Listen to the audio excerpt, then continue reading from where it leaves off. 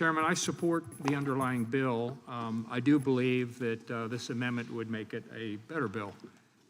Being a police officer is a difficult and dangerous job, I think, as we all know.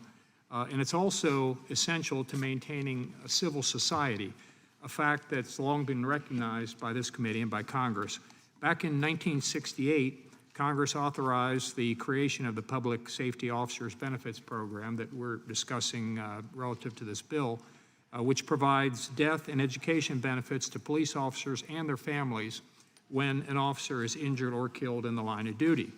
Over the years, this program has provided over $2 billion in benefits to disabled or fallen officers or their families.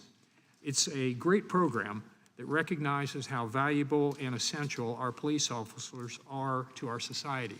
However, as our population ages, more and more police officers are obviously retiring with many years left in many cases to contribute to society. Oftentimes, those retired officers continue to serve their communities in a similar capacity as they had as a police officer.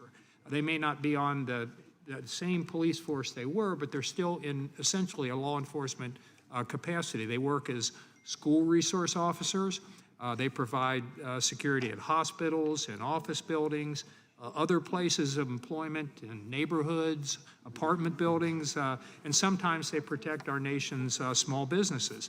And we were all tragically reminded of this and how dangerous it can be, whether you're on an official police department or whether you're in essentially private security, having retired as a police officer. We were reminded of this when retired police officer Captain David Dorn, whose photograph here is behind me, was murdered in St. Louis during the riots that followed George Floyd's murder back in 2020. So this was only 2 years ago or so. Captain Dorn was 77 years old at the time. He had served as a police officer for 38 years, and he was responding to a tripped alarm when he was shot and killed. He also, father of 5 children, 10 grandchildren, and is truly missed. According to his family and colleagues, he dedicated his professional career to helping at-risk youth and trying to mentor and steer them in a positive direction. By all accounts, Captain Dorn was exactly the type of person that we want to be in law enforcement and that we'd like to have keeping us safe after they've retired in another law enforcement capacity, as he was doing.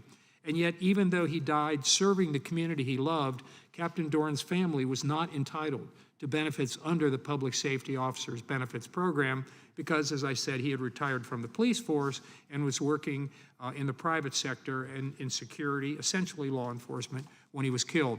Mr. Chairman, precluding Captain Dorn's family from receiving such benefits doesn't seem fair or equitable. It just doesn't seem right. We have the power, this committee, this Congress, and frankly, I believe the responsibility to change the law and make other families of deceased police officers receive help, have them eligible for it. My amendment is fairly straightforward. It would amend the Public Safety Officers Benefits Program to make eligible for benefits retired officers who are killed in public or private security roles. To be eligible, the retired officer must have left the police service in good standing, and he must also have been injured or killed while actively protecting a community, a business, a school, a neighborhood, or some similar entity in a paid security role. Look, we have thousands of dedicated police officers who are near retirement or have recently retired. And those officers have been trained with taxpayer dollars, and many want to continue to serve those communities all across the country that we love.